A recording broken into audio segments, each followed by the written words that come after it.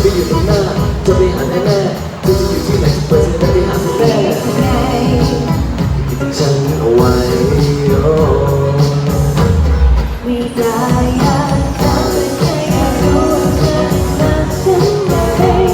อยู่ใกล้กันนี้ก็ไม่เธออยู่ไม่เท่าไรใจเธอวันนี้เขาทุกวันทำให้เธอมาที่ข้าที่เธอที่ทำมันเป็นกับเธอได้ไหมมีเธอมีฉันมีว่าเราเป็นที่อยู่ที่ไหนเราจะรู้ก็มีเธอช่วยดูแลน่ารักเป็นเธอ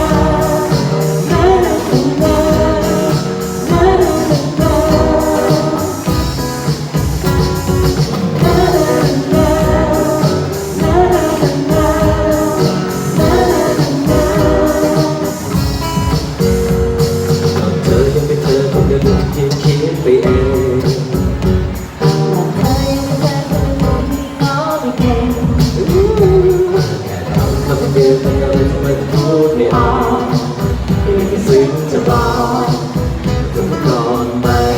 โอ้